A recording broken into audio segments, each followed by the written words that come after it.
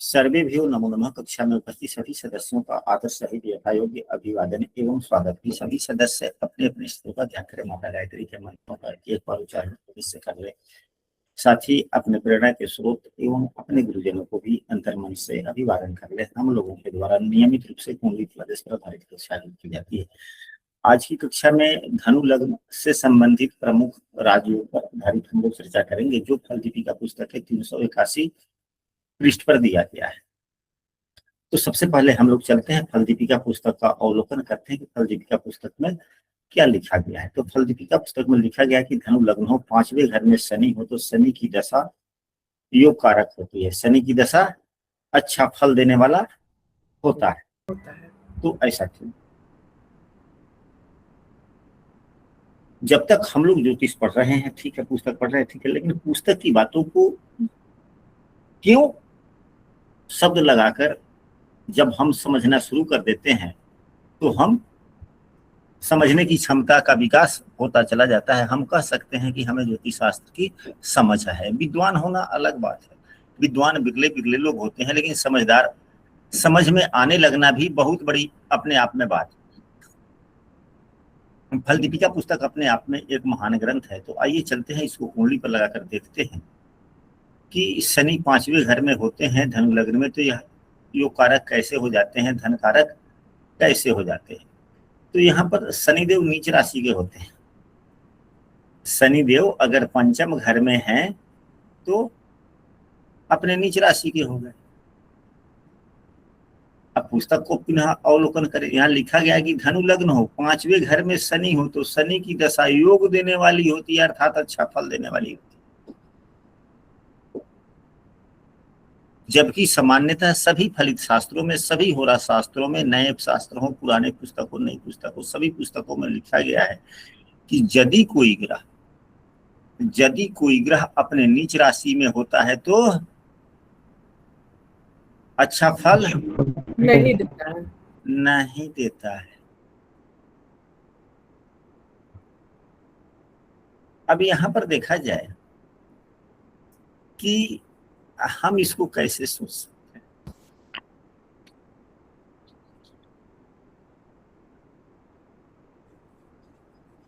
तो हम लोगों ने यह जरूर पढ़ा है और हमारे कक्षा में जब पहले नियमित रूप से ऋषि शर्मा जी जुड़ते थे तो वह एक ही बात बोलते थे हमेशा कि जो बुरे भाव का स्वामी है, अगर वह खराब हो जाए, नीच हो जाए, पीड़ित हो जाए, बुरा फलदाता हो जाए तो अच्छी बात है। यानी कि बुरे भाव का स्वामी जितना खराब हो उतना ही अच्छा बात है। तो यहाँ पे शनिदेव तीसरे भाव के स्वामी हैं।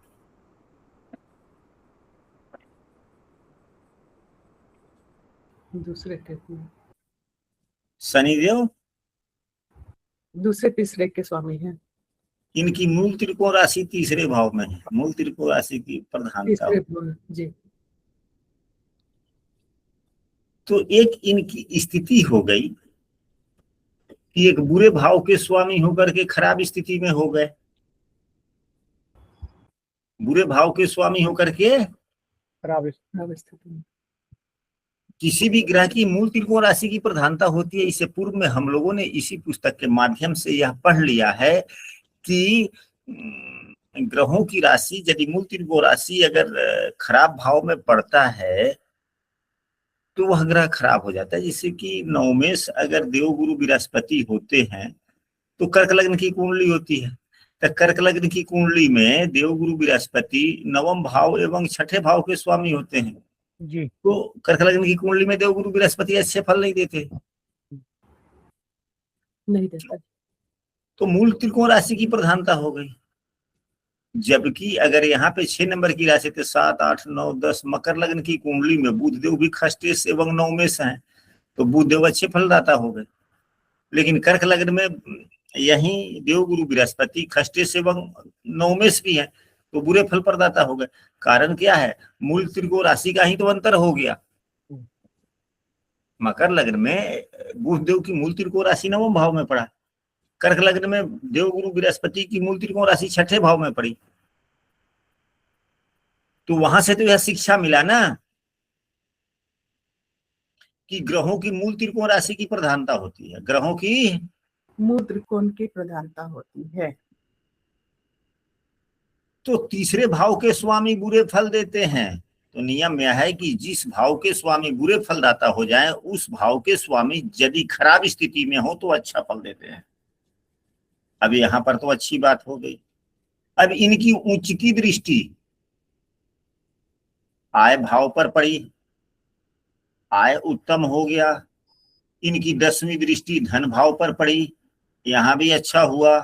इनकी सप्तम भाव पर तीसरी दृष्टि पड़ी, यहां भी मित्र की राशि है। तो केवल स्थिति ही तो नीच की है, और तो सभी गुण अच्छे ही मिले। तो ये तीसरे भाव के स्वामी भी हैं, तीसरे भाव के स्वामी भी है। तो तीसरे भाव के स्वामी का खराब होना यह भी एक अच्छा बात है, निर्बल होना यह भी अच्छा बात है। जैसे छठे भाव का स्वामी निर्बल हो जाए, खराब स्थिति में हो जाए तो अच्छी बात है। तो शनि देव की अपनी राशियों पर यानी कि दोनों ही धन भाव पर अच्छे की दृष्टि हो गई। तो खराब होगा तो पंचम भाव होगा ना, जी जी जी। खराब होगा तो संतान के लिए ठीक नहीं होगा। हाँ, तो संतान ठीक नहीं होगा, ठीक है, संतान के लिए ठीक नहीं होगा, यह भी उत्तम बात। लेकिन सब पंचम भाव को भी तो थोड़ा खराब करेगा। जी जरूर करेगा। जी तो पंचम भाव किन चीजों का है? बुद्धि का ही तो है। बुद्धि, ज्ञान। पंचम भाव बुद्धि का है। जी अब बुद्धि में पारदर्शिता नहीं होगी। अगर यही शनि अगर अपने अच्छी स्थिति में होते तो बुद्धि में पारदर्शिता होती। जी अब यहाँ पर बुद्धि में पारदर्शिता समाप्त हो गया इनका। जी और स्किल भाव का स्वामी बुद्धि में चला आया। तो स्किल भाव का स्वामी जिस भाव में चला जाता है, उस भाव के गुण धर्मों को कुछ ले लेता है। जी अगर जिस भाव का स्वामी पंचम भाव में चला आएगा तो उस भाव से संबंधित गुण में विवेकशीलता थोड़ी बढ़ जाती है। जी क्योंकि यह सीखने का भाव है, तो सीख भी रहा है। बुद्धिमत्ता तो हुआ ही शनि को। किस चीज के लिए? तो अपने स्किल भाव के लिए कि हम अपने ज्ञान का उपयोग कैसे करें, वह तो हुआ। लेकिन उसकी क्वालिटी क्या होगी? क्वालिटी तो शनि की स्थिति पर निर्भर करता है ना। जी अगर यह अच्छी स्थिति के होते तो पारदर्शी होता, क्योंकि शनिदेव ईमानदारी के भी कारक हैं। जी तो अब तो पारदर्शिता नहीं रहा ना। नहीं रहा।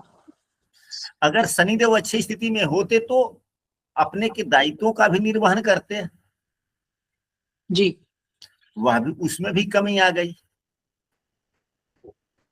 जो समय बोलते उस समय पर काम करते, अगर सही स्थिति के होते तो जी पंचुअल होते। उसमें भी कमी आ गई। लेकिन इन सभी कमियों का लाभ उठाते हुए अपने फायदे के लिए अभी आय भाव को देख रहे हैं। तो आय भाव के तो फलों को बढ़ाएंगे ही बढ़ाएंगे, यानी कि व्यक्ति अपने आमदनी के लिए, धन को बढ़ाने के लिए और पार्टनरशिप चलाने के लिए, आय के लिए, व्यवसाय हो चाहे कुछ भी हो, किसी भी तरह का सोच करके बात आगे बढ़ जाएंगे। झूठ के कारक कौन है? झूठ बोलने के शनिदेव। और नीच के हो गए। तो व्यक्ति अपने बुद्धि का छोटा इस्तेमाल कर सकता है कि नहीं, झूठा से इस्तेमाल कर सकता है कि नहीं कर सकता है। कर सकता है। तो आय के लिए तो छल प्रपंच भी व्यक्ति को बना ही देता है व्यक्ति ना। जी यह लाभकारी हो गया कि नहीं हो गया? लाभकारी हो गया। धन संचय और अर्निंग दोनों के लिए बढ़िया हुआ। हाँ, बुद्धि थोड़ी खराब होगी, छोटी सोच होगी, व्यक्ति स्वार्थी। अपने लिए ज्यादा सोचेगा। स्वार्थी हो गया व्यक्ति। संतान पक्ष के लिए अच्छा नहीं होगा, तो संतान पक्ष जीव तक, लेकिन अन्य चीजों के लिए तो ठीक हो गया। तो पुस्तक में जो हम लोग अभी यहाँ पर पढ़ रहे हैं कि धनु लग्न के प्रमुख राजयोग, तो यहाँ पर तो राजयोग का मतलब हुआ धन से संबंधित, समृद्धि से संबंधित। तो समृद्धि के लिए पंचम भाव में नीच के शनि भी अच्छे फल दे दिए कि नहीं दे दिए? जी गुरु जी। अब इसके बाद में हम लोग दूसरे सूत्र पर चलते हैं कि दूसरा सूत्र में पुस्तक में लिखा जा रहा है कि धनु लग्न हो। हमारे पास में भी हमने सोचा है कि अब कल से जो है पुस्तक खोल के रखेंगे। यहाँ पर भी हम, हमारे पास में सामने फल दीपिका पुस्तक आप लोगों को दिखलाई दे रही है जी। तो आप लोग भी पुस्तक खोल के अपने साथ में रखें, तो कुंडली पर समझे तो अच्छा रहेगा। हालांकि कोई बात नहीं है, चलेगा, पुस्तक ही दिखला।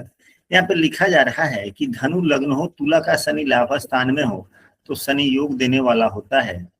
किसी भी लग्न की कुंडली में शनि 11 में उतना लाभ नहीं देता, कारक नहीं होता। अन्य लग्नों में उतना कारक नहीं होता, लेकिन धनु लग्न में क्यों होता है? हालांकि इस पुस्तक के लेखक इस बात से सहमत नहीं है। जो यहाँ पर बातें लिखी गई है किसी अन्य पुस्तक की है जो लेखक ने लिख दिया है, लेकिन लेखक इस बात से सहमत नहीं है, मतलब टीकाकार सहमत नहीं है।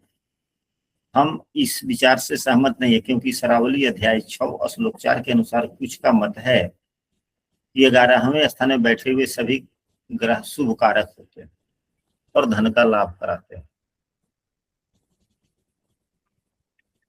लाभे सर्वे प्रशस्ता, अर्थात लाभ स्थान में चाहे शुभ ग्रह हो, क्रूर ग्रह हो, पाप ग्रह हो, किसी भी स्थिति का हो, अच्छे फल देते हैं।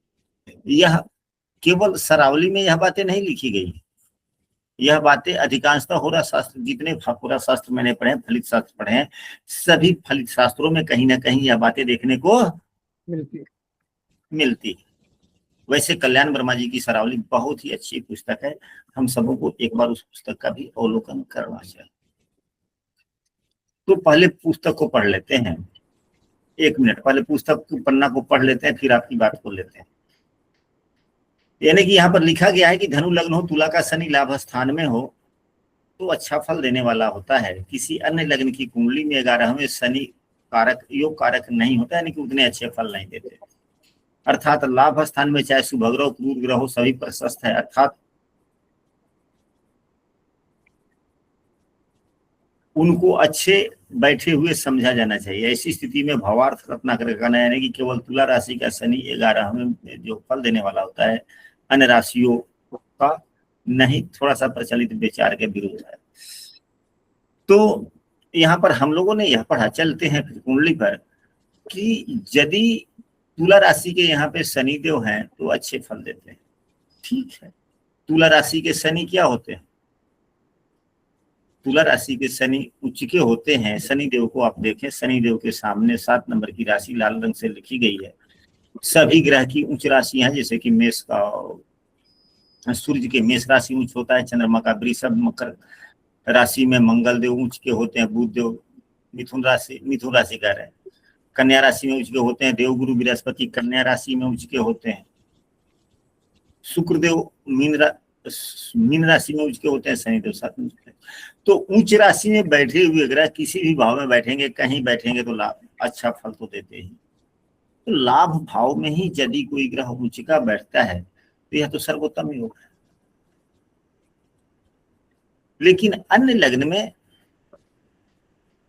उतने अच्छे फल नहीं देते, तो इसको हम लोग कैसे समझ सकते?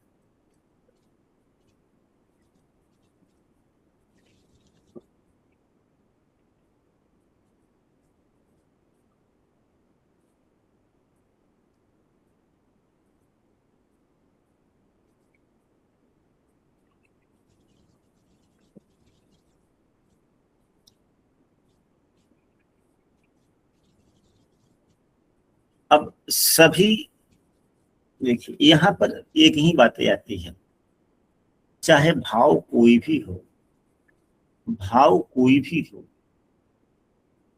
कोई भी ग्रह किसी भी भाव में अगर पीड़ित अवस्था में होगा, खराब अवस्था में होगा, तो भाव के फलों की हानि करता ही है। भाव के फलों की हानि चाहे वो भाव 11वां हो या कोई भी। हाँ, 11वें भाव का यह नियम है कि 11वें भाव में सामान्य स्थिति में कोई भी ग्रह हो तो वह कभी भी बुरा फल 11वें भाव के लिए नहीं करता। कारण यह है कि 11वां भाव इच्छा का है। 11वां भाव इच्छा का है। इच्छा का है। यदि कोई ग्रह 11वें भाव में न हो, उससे अच्छा है कि कम से कम नीच का ही कोई ग्रह बैठा हो, या शत्रु राशि का ही ग्रह बैठा हो, या किसी भी स्थिति का ग्रह बैठा हो, वह अच्छा है, न कि कोई ग्रह न बैठा हुआ हो उससे। चाहे 10वां भाव हो या 11वां भाव हो, इन दोनों भावों में कम से कम एक ग्रह का बैठना आवश्यक होता है। आप लोग देखेंगे 10, 20, 25, 50 व्यक्तियों की कुंडलियों का संग्रह करें, नोट करें कि किसके 10वें भाव में ग्रह है, किसके 10वें भाव में ग्रह नहीं है। अगर आप 25 व्यक्तियों की सूची बनाते हैं, अगर 15-20 व्यक्ति के कुंडली में, जिसके कुंडली में 10वां भाव में ग्रह है, वह व्यक्ति कुछ ना कुछ करता है, और जिसके 10वां भाव में कोई भी ग्रह नहीं है,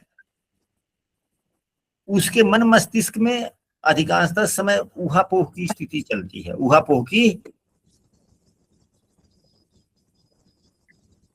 स्थिति चलती है, क्योंकि वहां पे काम करने वाला कोई ग्रह है ही नहीं, और हमें यह काम करना है, और हमें से प्रत्येक समय हमारे मन में कुछ ना कुछ इच्छाएं जागृत होती रहनी चाहिए। तो इच्छा जागृत करने के लिए हम आय के लिए क्या करें न करें, तो यहाँ पे कोई ग्रह होता है तो अच्छा होता है। आप लोग लगा के देखेंगे तो पाएंगे कि बात सही पाए।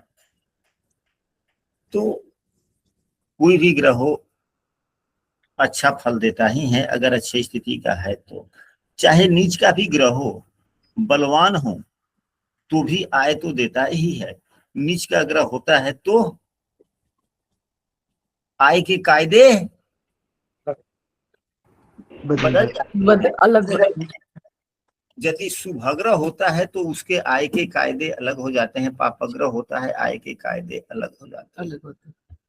गुणधर्म स्वभाव के, पैसे कमाने के प्रति गुणधर्म स्वभाव में परिवर्तन हो जाता है।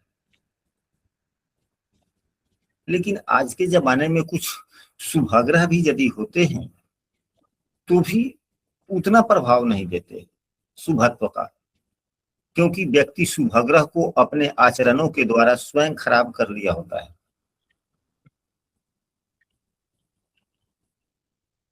चाहे शुक्र ही शुभग्रह हो, चाहे देवगुरु बृहस्पति ही शुभग्रह क्यों ना हो, व्यक्ति अपने व्यक्तित्व, अपने आचरण, अपने स्वभाव के कारण शुभग्रह को स्वयं खराब कर लेता है। अब देवगुरु बृहस्पति ही अच्छी स्थिति के क्यों ना हो जाएं, लेकिन जब से अगर हमने होश संभाला तब से लेकर आज तक, अगर हम अपने परिवेश या पारिवारिक समस्या या अन्य किसी जवाबदेही या दायित्व को निर्वहन करने हेतु, या हम अपने संगी साथी के स्वभाव में संगत में आकर हमें जो अच्छा मार्गदर्शन दे रहा है, यदि हम उसका अनादर करना शुरू करते हैं तो अच्छे देवगुरु बृहस्पति कुंडली में है ना, वो जन्म के समय थे ना, लेकिन बाद में हमारे द्वारा किए गए कर्मों से तो वह गुरुदेव खराब हो गए। यदि लग्न कुंडली के ग्रह गुरुदेव अगर खराब है और हम अपने कर्तव्यों से, हम अपने आचरणों से खराब गुरु को अगर हम अच्छा बना सकते हैं, तो हमारे लग्न कुंडली में अगर अच्छी स्थिति में भी गुरु हैं तो हमारे आचरण एवं कर्तव्यों से अगर अच्छे आचरण न हो, अच्छे कर्तव्य न हो, तो लग्न कुंडली के अच्छे गुरु खराब हो सकते हैं कि नहीं हो सकते हैं? जी हो सकते हैं। गुरु जी। हो सकते हैं। इसलिए आज के परिवेश में अधिकांशतः व्यक्ति अपने अच्छे ग्रहों को भी खराब कर लेते। अच्छा जी, आपने हैंड राइज किया था। हाँ गुरु जी, मैं पूछ रही थी, जैसे आपने पहले बताया ना कि दशम भाव और एकादश भाव में होना चाहिए ग्रह, तो मान लीजिए D1 कुंडली में नहीं है लेकिन D9 में ग्रह काफी बैठे हैं, तो थोड़ा प्रभाव मिलेगा और लेट मिलेगा। नहीं नहीं नहीं, D9 अलग चीज हो गया ना। D9 केवल साझेदारी के लिए। ओके, मतलब ग्रहों की मजबूत स्थिति गुरु जी उसी में देखी जाती है ना, D9 में। हाँ, वो अब ग्रहों का स्वभाव हम देखते हैं कि ग्रहों का स्वभाव कैसा है, मजबूती वहां से नहीं देखते। मजबूती तो D3 कुंडली से देखते हैं। ठीक है। ग्रहों की मजबूती D3 से देखते हैं, स्वभाव D10 से देखते हैं। ग्रहों की बुद्धिमत्ता D24 से देखते हैं। ग्रहों की दुर्दशा D13 कुंडली से देखते हैं, इत्यादि। हाँ जी, चंदन जी बोला जाए। गुरुजी, मेरा इस पे एक विचार था जो आप अभी कह रहे थे कि ग्रह जो है अगर अच्छे कंडीशन में है, शुभ ग्रह, और वो फिर जातक अच्छा कार्य नहीं कर पा रहा है, तो फिर वो अच्छे ग्रह अच्छे कंडीशन में नहीं ना होंगे। हाँ, तो शुभ ग्रह अगर शुभ कंडीशन में अगर है तो फिर जातक का पर व्यवहार भी, जातक का कर्म भी अच्छा होगा। और अगर कैसा भी परिवेश हो, तो अगर उसके ग्रह अच्छे हैं तो उसको हर परिवेश में अच्छा रखेंगे। मतलब ग्रह मेरा गण ये, रखने का, हाँ, ग्रह गण रखने का प्रयास करेंगे, विभीषण बनाने का प्रयास जी करेंगे। यानी कि व्यक्ति बुरा काम भी करने को सोचेगा तो एक बार आत्मा उसे झंझोर देगी। जी माहौल में तो पढ़ के व्यक्ति खराब हो ही जाता है ना, लेकिन ग्रह अगर अच्छे हैं तो व्यक्ति अंतिम क्षण तक पहुंचने के बाद में व्यक्ति काम नहीं कर पाता है, गलत नहीं कर पाता है। लेकिन अगर हमेशा ही मेरा स्वभाव अच्छा हो तब तो अच्छा है। लेकिन अगर हम हमेशा वैसे संगत में रहें तो धीरे धीरे धीरे धीरे धीरे धीरे धीरे धीरे धीरे ग्रह खराब हो जाते हैं ना। यदि हमारे आचरणों से हमारे ग्रह अगर अच्छे, खराब ग्रह अच्छे बन सकते हैं, तो हमारे आचरणों से हमारे कुंडली में स्थित अच्छे ग्रह क्या खराब नहीं हो सकते? कहने का मतलब है, शायद हमारी बातों को आप नहीं सुन पाए। कृपया माइक खोले बोले। जी गुरु जी, मैं ये आप जो कहना चाह रहे हैं कि अगर ग्रह अगर अच्छे हैं कुंडली के अंदर लेकिन उसके आचरण खराब है, मेरा यही तर्क था गुरु जी कि आचरण कैसे खराब होगा जब उसके ग्रह अच्छे हैं। तो संगति, ग्रह ही तो उसको संगति दिलाएंगे, और ग्रह ही उसको जो है कि अच्छे आचरण भी दिलाएंगे। तो अगर ग्रह अच्छे हैं तो फिर वो दुराचरण में कैसे जाएगा, ये मुझे नहीं समझ आता। अब बात आया। अब इस पर मैं आपको यह कहूंगा कि ईश्वर सभी के सृजनहार या अंतिम शुरू और अंत, आरंभ और समाप्ति, जन्म और मरण के मालिक तो एक ही है ना, जी भगवान है। जी जी गुरु। लेकिन कभी अपने ऊपर वो अपजस लेते हैं लोग। आज तक किसी ने कहा है कि भगवान जी ने मृत्यु दे दिया? लोग तो यही कहते हैं कि फल्ला बीमारी हो गया, व्यक्ति मर गया ना। जी गुरु, यही कहते हैं। रुकिए, आवाज स्पष्ट नहीं है, हम कूलर बंद कर रहे हैं। वो सनसनाहट था, अब शांत हो गया। अब अच्छा हुआ, आज का क्लास तो बहुत उत्तम जाएगा। तो कहने का मतलब यह है कि 11वें भाव पर चर्चा हो रही है। 11वां भाव इच्छा का है। व्यक्ति की इच्छा खराब नहीं होगी अगर शुभग्रह अच्छी स्थिति में बैठा हुआ है तो। चंदन जी का कहना है, मैं भी कह रहा हूं। लेकिन मैंने यह कहा कि यदि परिवेश में, तो परिवेश में कौन जाता है? यह इच्छा धारण कौन करता है? लग्नेश। जी और लग्नेश गोचर में कदम किसका है? ये स्किल की तो किसका है? लग्न का है। सभी तो लग्न ही है ना, जी लग्न का है।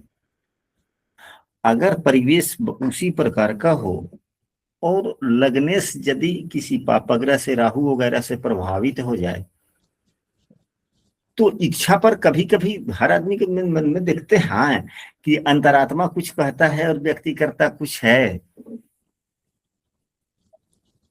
जी गुरु जी, ऐसा होता है। तो अंतरात्मा क्या है? वह आपकी कुंडली है, चाहे जो भी है। और वर्तमान का जो ग्रह का गोचर जो लगन लगनेश पर पड़ा, वह तो प्रभावित करेगा ना, क्योंकि धारण तो लगनेश ही कर रहा है, वही आत्मा तो कर रहा है। लग्न से किस चीज का विचार होता है? व्यक्ति के पूरे शरीर का होता है ना। जी जी पूरे लग्न कुंडली का प्रतिनिधित्व तो लगने से ही करता है। और 11वां भाव तो उस शरीर के एक छोटा सा अंग है ना, जो इच्छा है। तो इच्छा मजबूत है, लेकिन शरीर ही धारण करने वाला अगर पीड़ित हो जाएगा फिर क्या करेगा? तो फिर कदम भाग जाएगा कि नहीं भाग जाएगा? जी गुरु जी, भाई जी। दोनों अगर एक ही रहता तब तो नहीं भागता ना। लेकिन गोचर के कारण भी तो बुरे ग्रहों का प्रभाव पड़ता है, ऊंच नीच के होते रहते हैं। तो जब ग्रहगण जब ऊंच नीच के होंगे गोचर में, तो प्रभाव तो पड़ेगा ही ना। उसी स्थिति में आजीवन एक ही जैसी स्थिति में तो ग्रह रहेंगे नहीं ना, नहीं रहेंगे। आप देखिए, सभी आदमी हमारे जीवन पर लागू होता है यह बातें। महीना में कुछ दिन ऐसा आता है, हम तो तारीख भी बतला देंगे, हम तिथि भी बतला देंगे कि अगले महीना के फलाने तिथि की हमारी मानसिक स्थिति ठीक नहीं रहेगा। वह चंद्रमा की स्थिति से हो जाता है। चंद्रमा का उसका भाव आता है, हाँ जी, उसका भाव में आता जल्दी ऐसा होता अभी ज्यादा दिन पहले की बात नहीं है, 4 दिन पहले की ही तो बात है। आज कितना तारीख है? 22 तारीख है। 19 तारीख को देखिए, रविवार के दिन, संडे के दिन कौन सा तारीख था? है। 19 19। 19 तारीख को देखिए कि 19 तारीख को चंद्रमा किस राशि में था?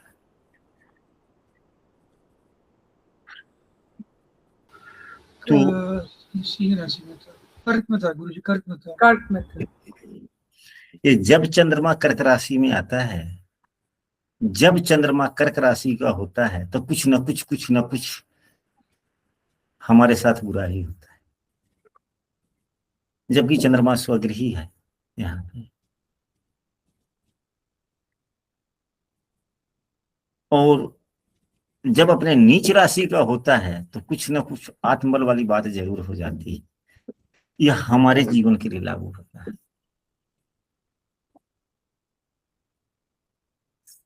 तो ग्रहों के गोचर का भी प्रभाव पड़ता है।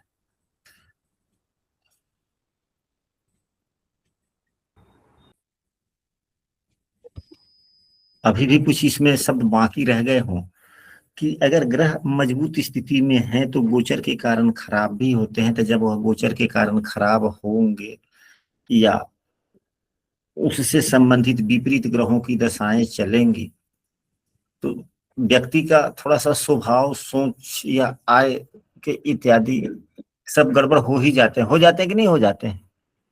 जी गुरु जी, हो जाते हैं। हम सबों को, हम अपनी बात, मेरी बात ही आप सभी माने, हम इस पर जोर नहीं दे रहे हैं, लेकिन हम एक बात पर जोर यह दे रहे हैं, ज्योतिष विज्ञान है, इसको विज्ञान की तरह से हम लोग समझें। यदि कोई ग्रह कुंडली में खराब स्थिति में है, तो हम अपने आचरणों के द्वारा, उस आचरण से जब हम अच्छा काम करते हैं तो वह ग्रह धीरे धीरे शुभ हो जाता है, अच्छा फल देने वाला हो जाता है। जबकि खराब रहता है तब भी। तो यदि हमारे कुंडली में यदि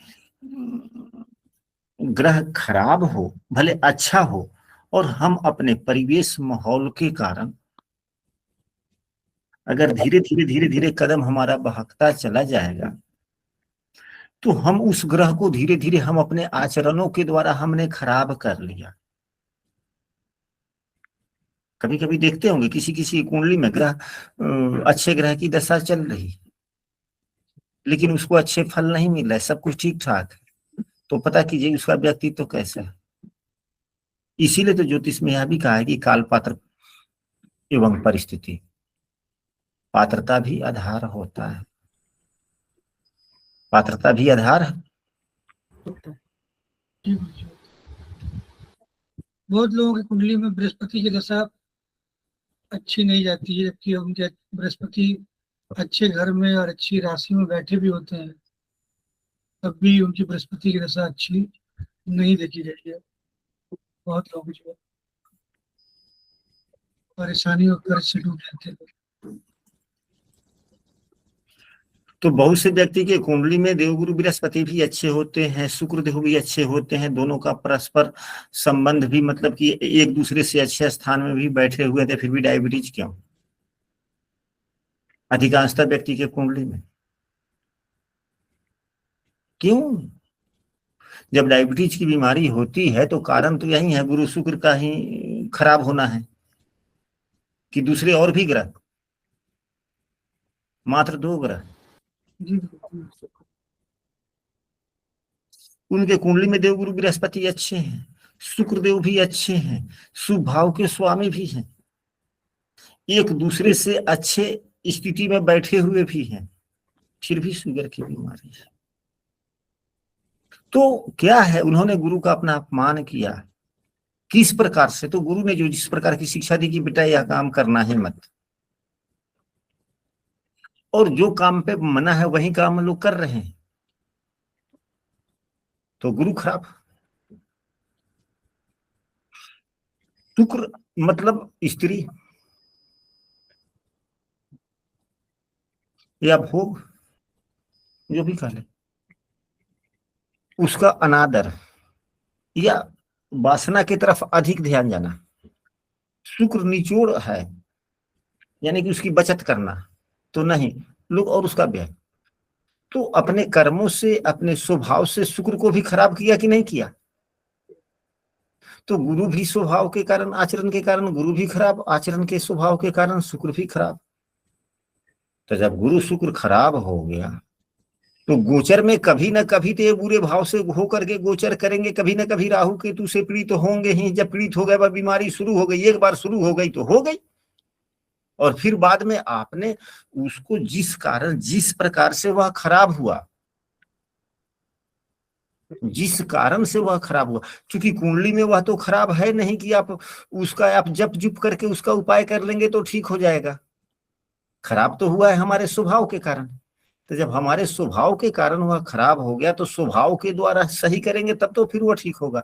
तो हम अपने स्वभाव को बदल नहीं पाते, इसलिए यह डायबिटीज की बीमारी लंबा दिन होता है और लाइलाज बीमारी।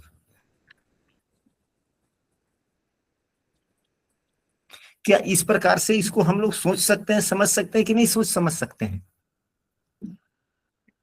या दूसरे भी और कारण हो सकते हैं? और भी कारण हो सकते हैं।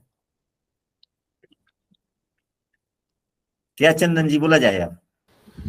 इसका मतलब फिर अब देश काल पात्र के अनुसार अगर शुभ ग्रह अगर पीड़ित है या उनकी स्थिति अच्छी नहीं है तो जातक शुरू से प्रयासरत रहता है तो अच्छा कर लेता है, और उसका अगर शुभ ग्रह अच्छी स्थिति में है तो थोड़ा निश्चिंत और बेफिक्र हो जाता है, तो फिर वो परेशानियों को प्राप्त होता है। ऐसा कह सकते गुरु?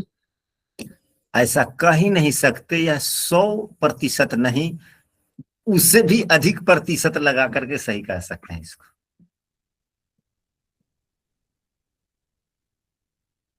उससे भी अच्छे प्रतिशत नहीं, ठीक है, कहने की बात नहीं है। जितना हम लोगों ने पढ़ा है या अध्ययन किया है, उस आलोक में जो हमारे ज्योतिष शास्त्र के जो फलित शास्त्र हैं उनसे जो हम लोगों को अनुभव मिला है, उस अनुभव के आलोक में अभी बात वही, प्रश्न वही का वही है। लेकिन मैं ये नहीं कहता कि मेरी ही बातों को आप लोग दोहराएं, लेकिन आप लोग अपने अपने विवेक से सोचें एवं अपना जवाब दें कि यदि कोई ग्रह अच्छा भी है अगर उस ग्रह के कारकत्वों को हम अपने भौतिक अभिलाषाओं की पूर्ति हेतु सामाजिक या माहौल में फंस करके हम कि जिस ग्रह का कारकत्व का नुकसान करते हैं वह ग्रह धीरे धीरे हमारा खराब हो जाता है और उन ग्रहों की दशाएं आती है तो हमें जीवन में समस्याएं मिलती है।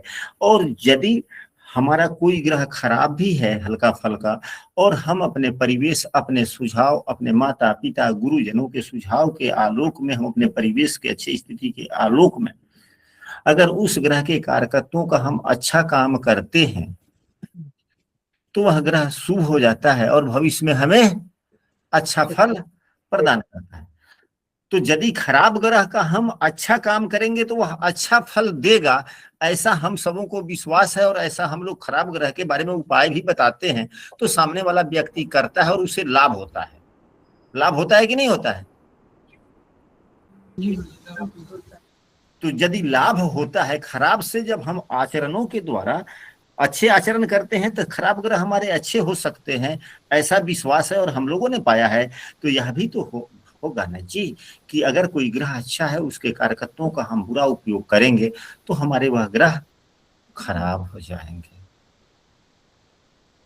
हाँ अंजलि जी बोला जाए।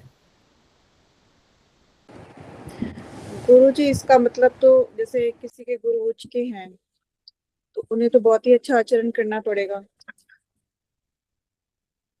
और हाँ जी। अब तो कलयुग चल रहा है तो आप इतना अच्छा आचरण करके तो मतलब प्रैक्टिकल नहीं है कि आप बहुत अच्छा सबके साथ रहें। हाँ तो जी। इस तरह से तो फिर जो शुभ ग्रह हैं आजकल के जमाने में, तो फिर जिनके शुभ ग्रह बलवान है तो फिर वो उनके लिए तो मुश्किल है। देखिए एक ही बार इतना निगेटिव सोचना भी ठीक नहीं है, हल्का पल्का चलता है, मतलब प्लस माइनस हल्के फल्के होते हैं, उससे ज्यादा थोड़े हो सकता है। जो ग्रह उच्च का है सो तो उच्च का है ही, अच्छा फल प्रदाता है तो अच्छा फल प्रदाता है ही। लेकिन अगर खराब होगा तो हल्का ही होगा ना, आचरणों के द्वारा थोड़ा मोड़ा इधर उधर होता है, हल्का सा 10-20% इधर उधर हो जाएगा। इधर उधर हो जाएगा, 100% थोड़े गड़बड़ हो जाएगा। क्योंकि गुरुजी आजकल जैसे गुरुदेव के हिसाब से चलना बिल्कुल उच्च के तो बड़ा मुश्किल हो जाता है क्योंकि लोग आपको ऐसा चलने नहीं देते। हाँ यह भी बात है। तो दूसरी बात हम यह भी कहेंगे कि ऊंचे स्थान पर पहुंचने में बड़ा मेहनत लगता है। पहुंचना आसान है, हम मेहनत करेंगे पहुंच जाएंगे, लेकिन उस स्थान पर टिके रहना सबसे ज्यादा मेहनत है। उस स्थान पर टिके रहना सबसे ज्यादा मेहनत है। सबसे ज्यादा मेहनत है। अगर हम मेहनत करके, यानी हमने अपने पूर्व के समयों में, पूर्व जन्मों में अगर हमने मेहनत किया, किसी ग्रह को उच्च का बना लिया वर्तमान के जीवन के लिए, तो समझिए कि हम क्लास फर्स्ट कर गए, हम फर्स्ट डिवीजन से पास हो गए उस ग्रह के लिए ना जी। और गुरु जी आजकल के जमाने में तो कोई अगर आप अच्छा होते हो तो लोग आपको बेवकूफ समझते। तो ठीक है, तो हम अपने अगले जीवन को खराब कर रहे हैं। इस जन्म में तो उसको उसका कुछ ना कुछ लाभ मिलता ही रहेगा, हल्का फल्का खराब होगा नहीं तो वैसे तो लाभ मिलेगा ही मिलेगा। लेकिन फिर यह जो हमारा एक क्लास है जो हम पढ़ रहे हैं, मतलब कि यह जो 100 वर्षों का या 50 वर्षों का, 80 वर्षों का, 90 वर्षों का यह जो हमारा एक सेशन है, यह एक जो क्लास है, इस क्लास में हमने उस ग्रह को खराब किया। नहीं गुरु जी, मेरे कहने का मतलब ये है कि उस ग्रह के हिसाब से चलना, उसको बनाए रखना बड़ा मतलब आजकल के उसमें बड़ा मुश्किल काम है। मतलब मुश्किल अगर काम है। तो पुस्तक में लिखे गए, जो पुस्तक में लिख दिया गया है कि उच्च के गुरु अगर होते हैं तो यह फल होता है, यह तो जब पुस्तकें बनी थी तब की उक्ति है ना। जी गुरु जी। तो क्या जो उच्च के ग्रह का जो फल लिखा गया है पुस्तक में, क्या उस प्रकार से देखने को मिलते हैं सामान्यतः? नहीं मिलते गुरु जी, वही तो बता। कम मिलते हैं क्योंकि हम उसका आचरण कम करते हैं। जी। आपको फल भी तो इसी जन्म में मिल जाता है गुरु जी, उनके ग्रह इसी जन्म में खराब हो जाते हैं। हाँ तो इस जन्म के ग्रह पूर्व के कर्म या वर्तमान की समस्याएं। अगर हमने अपने इसी जीवन में किसी ग्रह के कारकत्वों का नुकसान किया, जी अगर उनकी दशाएं आनी बाकी है, तो उसका फल तो इसी जीवन में मिल ही जाता है, चाहे वह ग्रह अच्छे ही क्यों ना हो। अभी तो चंदन जी ने कहा था कि बहुत से व्यक्तियों की कुंडली में हमने देखे हैं कि फलाने ग्रह अच्छे हैं, बहुत अच्छी स्थिति में हैं, शुभ भाव के स्वामी भी हैं, अच्छी स्थिति में भी हैं, लेकिन उस ग्रह की दशांतर दशा में व्यक्ति के जीवन में काफी समस्याएं आई। जी कारण क्या है? तो यही तो है। जी गुरु जी। चलिए, अब हम लोग 2 सूत्र को तो पढ़े, अब अगले सूत्र पर चलते हैं। अगला सूत्र है कि धनु लग्न हो, सूर्य और शुक्र नवम में सिंह राशि के हो, शनि कुंभ राशि का तृतीय हो, तो शनि की दशा में धनागम होता है।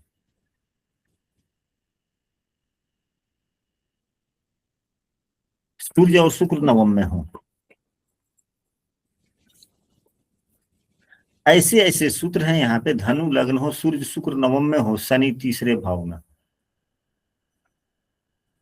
यहाँ सूर्य शुक्र शनि,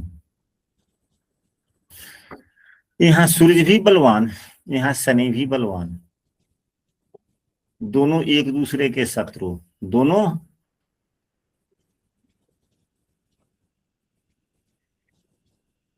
शनि भी तीसरे भाव में अपने मूल त्रिकोण राशि में है। शनि बलवान है या कमजोर है? बलवान है। सूर्य भी अपने स्वराशि के हैं, बलवान हो गए। जी जी अगर शुक्रदेव नवम भाव में हैं, अगर शुक्रदेव देख रहे हैं तो शनि को मजबूत कर रहे हैं, लेकिन शुक्रदेव तो अपने पीड़ित हैं और खष्टेश एवं एकादशेश है। तो एकादशेश का ही रखिए, तो एकादशेश या धनागम वाली बात है, तो आय के लिए यह खैर ठीक हो गए। आय भाव के स्वामी और भाग्य भाव के स्वामी दोनों की युति हो गई, यह अच्छी बात है। लेकिन अब इनकी दृष्टि यहां पड़ रही है शनि पर। शनि का संबंध आय भाव से नहीं है, शनि द्वितीय होकर तीसरे भाव में बैठे हुए हैं, लेकिन यह सूर्य से तो पीड़ित है ना। शनि कोई योग कारक ग्रह तो नहीं है। नहीं गुरुजी, शनि योग कारक ग्रह भी नहीं है। तो यहाँ पर सूर्य देव भाग्य भाव के स्वामी होने से धन के प्रदाता ग्रह हो गए। शुक्र देव की भी मूल त्रिकोण राशि 11वें भाव में है, धन के द्योतक हो गए। तो शनि भी धनेश हो गए, धन भाव के स्वामी हो गए। शनि भी धन भाव के स्वामी, गणेश। धन भाव के स्वामी होकर के भावत भावम के हिसाब से धनेश अपने से दूसरे भाव में बैठा, यानी कि धनेश अपने भाव से धन भाव में बैठा। तीसरे भाव से धन का विचार नहीं किया जाता, लेकिन दूसरे भाव से तो किया जाता है ना। तो धनेश भावत भावम के अनुसार दूसरे से दूसरे भाव में बैठा और अच्छी स्थिति की होकर के बैठा। तो यहाँ धनेश एकादशेश एवं भाग्येश, यानी कि 11वें, दूसरे 11वें एवं 9वें भाव, तीनों भाव के स्वामियों का परस्पर संबंध बना।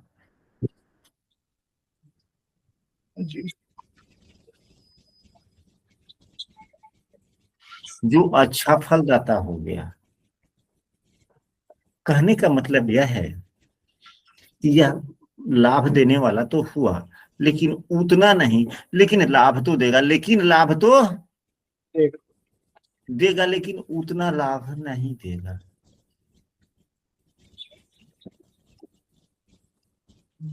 कारण यह है कि सूर्य एवं शनि दोनों में आपस में सहधर्मिता नहीं है। आपस में सहधर्मिता नहीं। तो ग्रहों की सहधर्मिता 2 प्रकार की होती है। ग्रहों 2 प्रकार की नहीं, 2 प्रकार की होती है। इसको हम 3 प्रकार से भी विवेचन कर सकते हैं। ग्रहों की सहधर्मिता, ग्रहों के गुणधर्म, एक प्रकार के नहीं। अब यह मित्रता शत्रुता जो है, यह भी एक प्रकार के ग्रहों के कारकत्वों के आधार की गुण धर्मों की सहधर्मिता है। अब शत्रु क्यों? तो सूर्य जहां प्रकाश का प्रतीक है, शनि अंधकार का प्रतीक है, सीधे विपरीत हो गया। सूर्य जहां राजा है, शनि सेवक है, सीधे विपरीत हो गया। यानी कि ग्रहों के जो स्वाभाविक, जो प्राकृतिक जो गुण है, स्वभाव है, उसके आधार पर दोनों के गुण धर्मों में अंतर है या नहीं है? दोनों में सहधर्मिता तो नहीं हुआ ना। अब गुरु और शुक्र की सहधर्मिता देखिए, शुक्र भी शुभ ग्रह है, वह भी विद्या के निचोड़ निकालने के कारक है, विद्या के प्रदाता वह भी है। देवगुरु बृहस्पति भी है, तो इस मामले में दोनों में सहधर्मिता है। बुध गुरु में भी दोनों में ज्ञान की बातें आ जाती है, इसलिए दोनों में सहधर्मिता है। लेकिन देवगुरु बृहस्पति बुध को भी शत्रु मानता है, देवगुरु बृहस्पति बुध को भी शत्रु मानते हैं, शुक्र को भी शत्रु मानते हैं। लेकिन अगर देवगुरु बृहस्पति की राशि में शुक्र या बुध रहते हैं तो क्या उन्हें खराब माना जाता है? किसी भी जातक शास्त्र में आपने पढ़ा है कि यदि शुक्र देव या बुध देव गुरु की राशि में होते हैं तो पीड़ित हो जाते हैं? ऐसा हम लोगों ने कहीं पढ़ा है? नहीं। जबकि शुक्र अगर गुरु की राशि में हो गए तो शत्रु राशि में हो गए, क्योंकि गुरु शुक्र को शत्रु मानता है। नहीं, वहां पर गुण धर्मों की भी सहधर्मिता होती है। तो यहाँ तो हुआ कुछ प्राकृतिक गुण धर्मों के आधार पर सहधर्मिता। अब भावेशों के आधार पर भी तो सहधर्मिता होता है, भावेशों के आधार पर भी सहधर्मिता होती है। अब शुक्रदेव जो धन के देने वाले हैं, मतलब आय के कारक, यानी कि पैसे का जन्म, एक रहो, हम काम करते हैं, दशम भाव, पैसे आए यहां से, खर्चा यहां किए, जो बच गया सोया। तो यह भी धन है और यह भी धन है, दोनों के भावेशों में सहधर्मिता है कि नहीं है? दोनों के भावेशों में, भाव के गुणों में सहधर्मिता है कि नहीं है धन के मामले में? जी है।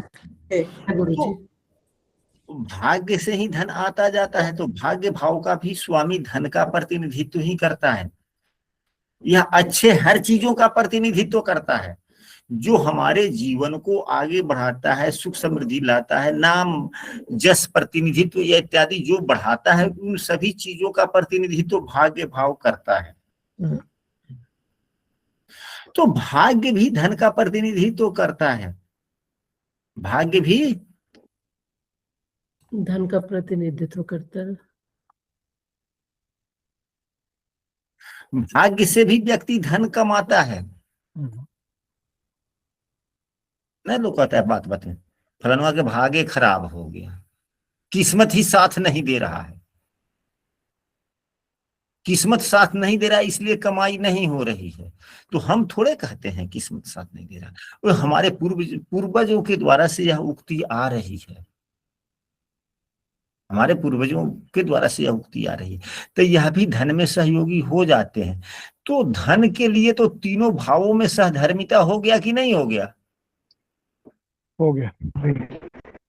तो धन के मामले में यह सहधर्मिता हो गई, और भाग्य भाव और आय भाव के स्वामी से शनि दृष्ट भी है, और शनि धन भाव का स्वामी भी है।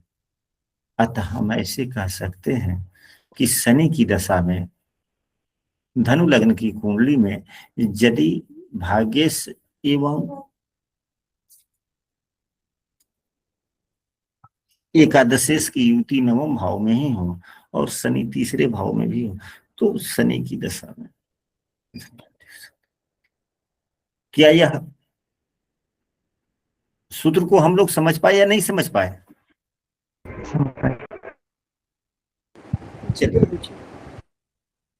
अब इसके बाद में हम लोग अगले सूत्र पर चलते हैं। हम तो कितना भी चाहते हैं कि यहाँ जल्दी जल्दी में, आज तो 4 ही है तो सूत्र हैं, तो हमने सोचा कि 10 मिनट में इसको समाप्त कर देंगे, फिर मकर लग्न लेकर चलेंगे, लेकिन बात ही कुछ ऐसी हो जाती है कि व्यक्ति उलझ जाता है। खैर कोई बात नहीं। धनु लग्न हो, मंगल और सूर्य कुंभ, मंगल और सूर्य कुंभ के तृतीय में हो, राहु नवम स्थान में हो, तो राहु की दशा अच्छा हो जाता है, यानी कि तीर्थ स्थान हो, यानी कि व्यक्ति धार्मिक कार्यों के प्रति राहु की दशा में अग्रसर हो जाता है।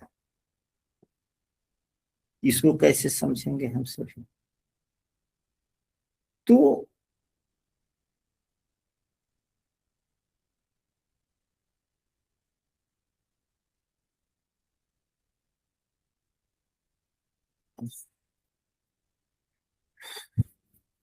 रवि और मंगल कुंभ राशि में, अब धनु लग्न की कुंडली में, कुंडली पर चलते हैं, जब कुंडली रहेगा तब भावेशों के आधार पर समझने इत्यादि में अच्छा हो।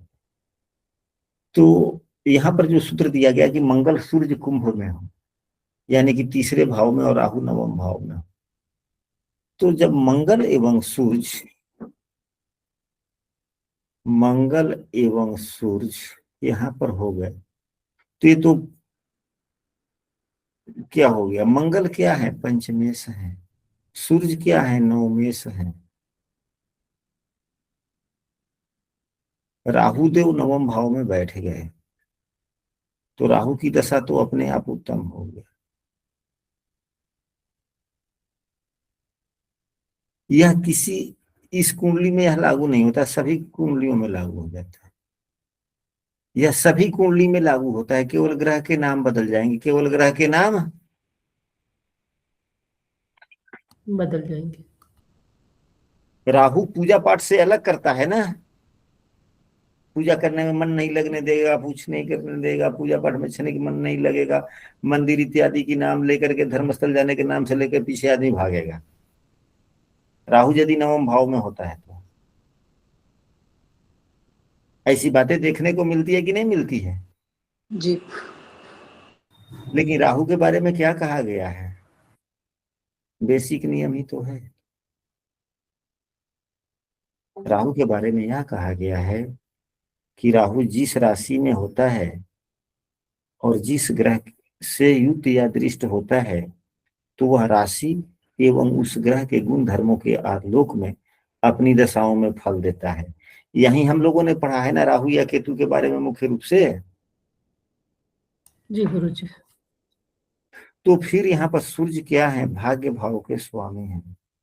सूर्य भाग्य भाव के स्वामी हैं, यानी कि नवम भाव के स्वामी हैं, यानी कि शुभग्रह हो गए, ये शुभ फल प्रदाता हो गए, शुभता का गुण आ गया, सात्विक ग्रह भी हैं। मंगल देव भी पंचमेश हैं, मंगल देव भी पंचम भाव के स्वामी हैं, शुभ फल प्रदाता हो गए, धार्मिकता आ गई। सूर्य भी धर्म भाव का है, तो मंगल भी मंत्र भाव का है, धर्म और मंत्र हो गया दोनों के पास में। और वही धर्म और मंत्र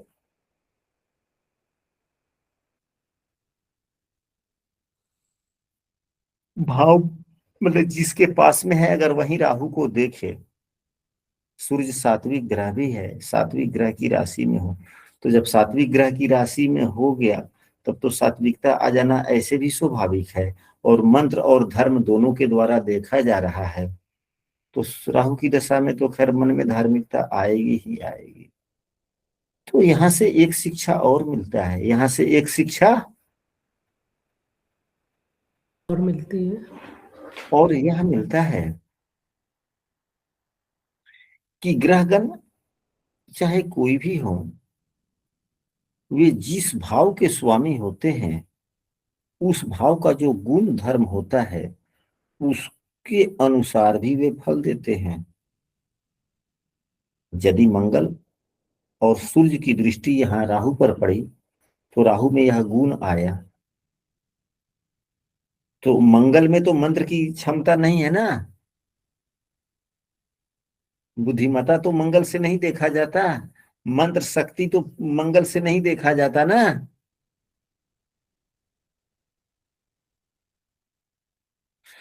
सूर्य देव से तो धर्म नहीं देखे जाते, देवगुरु बृहस्पति से देखे जाते हैं। तो यहाँ से क्या शिक्षा, यहाँ से यह शिक्षा मिला कि अब सूर्य देव धर्म के कारक हो गए। कैसे हो गए?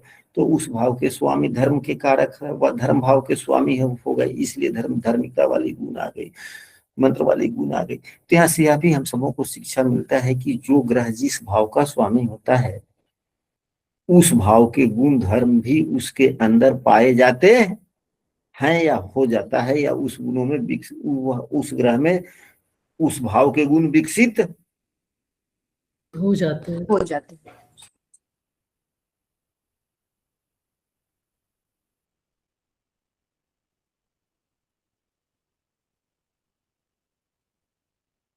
चलिए, बहुत अच्छा लगा क्लास। और हम तो चाह रहे थे कि मकर लग्न भी हो जाए। चलिए, जो यहाँ तक जो हुआ सो हुआ, जो शेष रहा सो हम लोग कल पुनः अध्ययन करेंगे। और सबसे पहले रुकिए, रिकॉर्डिंग बंद करने दीजिए।